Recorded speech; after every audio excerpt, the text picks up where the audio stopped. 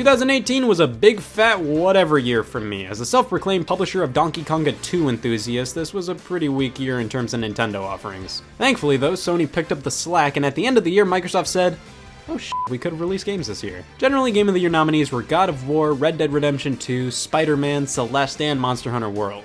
I only played God of War and Celeste out of these, and it's really great that Celeste got some recognition. I mean, it's a sprite-based, hard-as-nails 2D indie platformer, so to see it competing for the same award as some of the largest entertainment productions of all time was pretty nice to see. God of War has been a pretty solid time. I haven't beaten it yet, but the storytelling and presentation are on another level, and it actually has gameplay. So far it doesn't seem like the deepest thing out there, but nothing's more fun than throwing your axe and begging for it to come back home. Like I said, God of War has gameplay, which is something Red Dead 2 apparently doesn't have.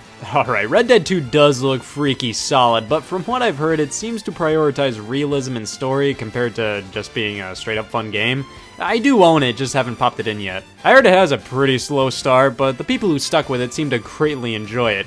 Solid production overall, it just seems that many preferred the first one. Spider-Man and Monster Hunter World were admirable contenders, but let's be honest, they definitely didn't stand too much of a chance in comparison to the others. Tetris Effect was one I saw in a few Game of the Year lists, and this game deserves 3 oofs in a row. This is a crazy experience, especially in VR. Doesn't help the fact that it's still Tetris, so it's kinda hard to warrant this being a Game of the Year. Shadow of the Colossus was also pretty banging, however it was a remake, so if there was a 2005 Game of the Year award in the 2018 Game Awards, it definitely would have cleaned house in that category. But what about Smash Bros. Ultimate? Why wasn't that game nominated for Game of the Year that much? Well, Ultimate came out a little too late in the year to be eligible for a ton of awards.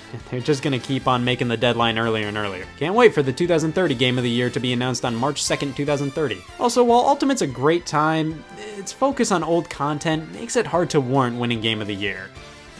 My Game of the Year was probably Smash Bros. Ultimate. Breath of the Wild.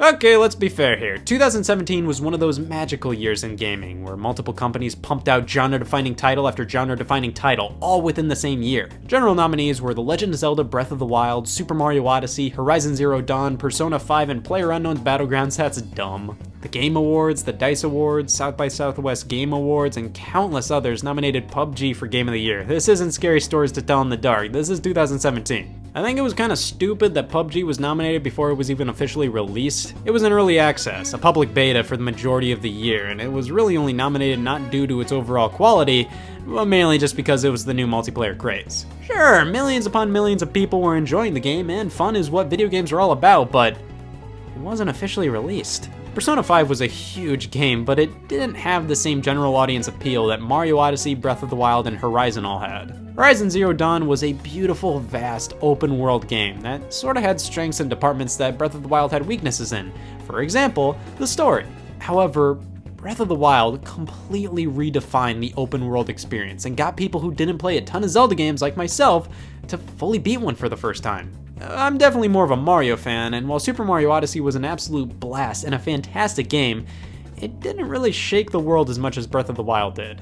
It was mainly an excellent new 3D Mario game that showed off tons of creativity, while Breath of the Wild was just a bit more. But that wasn't all for 2017. Nier Automata, Cuphead, Neo, Xenoblade Chronicles 2, Hellblade, Wolfenstein 2, Assassin's Creed Origins, Resident Evil 7, Sonic Mania, FN Puyo Puyo Tetris. It's obvious 2017 was a huge year. But if I had to pick a Game of the Year, it has to be Breath of the Wild. Oh god. 2016 was one of my favorite garbage years in gaming. There's nothing really stuck with me this year, and the general nominations were all over the place. Most major publications had all different kinds of games running for the big one. Doom, Uncharted 4, Overwatch, Inside, The Witness, XCOM 2, Titanfall 2.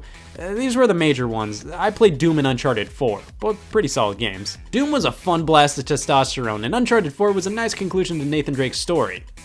A far too long nice conclusion to Nathan Drake's story, but still, a nice conclusion to Nathan Drake's story. Honestly though, my 3 favorite games were probably Ratchet & Clank, Kirby Planet Robobot, and Pac-Man Championship Edition 2. I'd probably say Ratchet & Clank was my Game of the Year. That game was just plain straight up fun. Right after I beat it all over again. Uncharted 4 was probably more impressive overall, but nowhere near as fun. Just replaying an hour of it, I was squirming in my seat ready to stop playing. Like, I really enjoyed my time with the game, but I already played it once. It's not something I want to play again, at least for the foreseeable future. I loved Pac-Man Championship Edition 2, but it was definitely a game that had to grow on ya. At first it seemed like a less interesting, weirder version of Pac-Man Championship Edition DX, but over time I grew to love it. Kirby Planet Robobot was just an excellent Kirby game, definitely my favorite of all time, but I'm still giving it to Ratchet & Clank. 2015 was a better 2016, and all I had to do was change a number. The Witcher 3, Metal Gear Solid 5, Fallout 4, Bloodborne, Rise of the Tomb Raider, Super Mario Maker, and for me, it's really between the last two, Rise of the Tomb Raider and Super Mario Maker. I didn't play any of the other games, and Jesus Christ, saying this made me realize sometimes how few of the biggest games each year I play. Seriously, I hope you understand, sometimes I just don't play a lot of the biggest games each year, and sometimes I do. I generally play a lot of games a few years after they release, and I really don't know why I take pride in being tardy to the party with a lot of these games. I just started playing Yo Noid a whole 29 years after it released, so I'll tell you what I think about Fallout 4 in 2044. Anyways, Super Mario Maker was this magical experience that I always dreamed of as a kid, being able to make your own Mario levels. It was truly one of my most anticipated games of the year.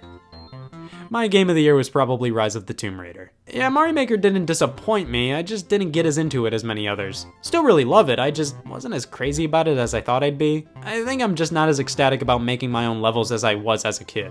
Rise of the Tomb Raider, while I prefer its predecessor, was a great time, all because it gave me more of that sweet, sweet Tomb Raider reboot gameplay. It's like if Uncharted was more of a game, and I don't mean that as a jab to Uncharted. Tomb Raider simply has more game to it, while Uncharted is a better cinematic experience. Overall, 2015 didn't have a ton of heavy hitters for me overall, probably because 2014 was jam-packed with them.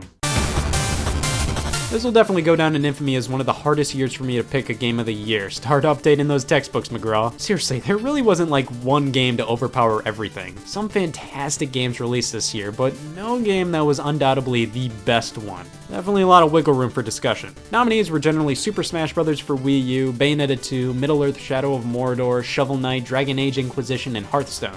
Outside of those games, man, I adored Infamous Second Son, Donkey Kong Country Tropical Freeze, Mario Kart 8, even Tomodachi Life. So many fun, great games this year. Shovel Knight was sort of the indie surprise to see on a few major Game of the Year lists, and hey, I really enjoyed Shovel Knight, but I wouldn't consider it one of my all-time favorites. It's still a phenomenal game though. The Game of the Year for many publications ended up being none other than Dragon Age Inquisition. Nobody fucking talks about this game anymore. I'm sure it's a great game and all, but this just never felt like, ooh, the best game of the year. It's like most were like, we don't want to give the award to a game with the subtitle for Wii U, that just looked tacky. At the end of the day though, I'm a tacky man who very much enjoyed Super Smash Bros. For 3DS and Wii U. These were the games 2014 was building up to for me, and honestly, they really didn't disappoint me at the time. In retrospect, I can nitpick these games to death, but overall, they were still probably my games of the year. Now this was what you called a year, and finally, Game of the Year nominations I actually all played. BioShock Infinite, The Last of Us, Grand Theft Auto 5, Super Mario 3D World, A Link Between Worlds, Tomb Raider. I played through all of these, and in terms of Game of the Year nominees I didn't play, there was Gone Home and Dota 2. People think I hate Super Mario 3D World because I talked about hating it before. Actually, I think it's a perfectly fine and fun game, just nothing that interesting or exciting, and that's my main problem with it. It doesn't really do too much more than the bare minimum for a 3D Mario co-op game. I'm perfectly fine with it being just a linear obstacle course game. I'm just saying, this, and this look and are way more compelling and interesting than this. Mario 3D World is still a fun Mario game, it's just not much more than that. A Link Between Worlds is a similar situation. This is a great Zelda game, but it's pretty much just another Link to the Past. I mean, it'd be weird if it wasn't, it is the sequel, and it does have a lot of its own ideas, and they're all great. The whole wall merging mechanic and item renting spiel is all genius, I love it. But it's still pretty derivative of Link to the Past, so nothing mind-blowing, just another great classic Zelda game. The big three that really fought it out this year, though, were BioShock Infinite, The Last of Us, and Grand Theft Auto 5.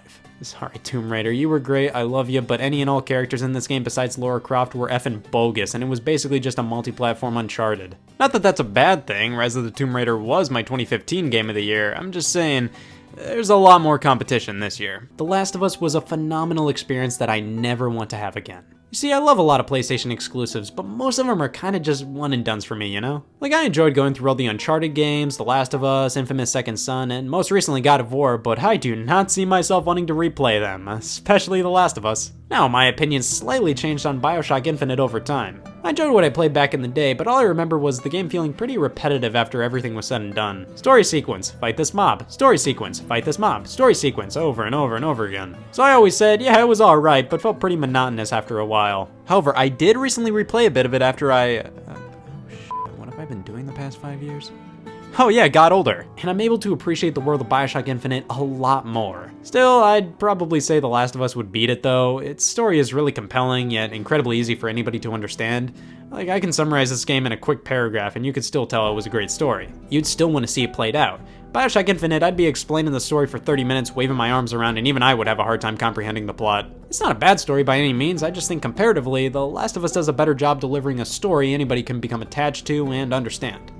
Grand Theft Auto 5 wins. I'm sorry, but Grand Theft Auto 5 is fun, has a decent story, is infinitely replayable, and technically impressive. The Last of Us and Bioshock Infinite have great plots, but I just don't want to replay The Last of Us, and Bioshock's gameplay isn't the most consistently enjoyable thing out there.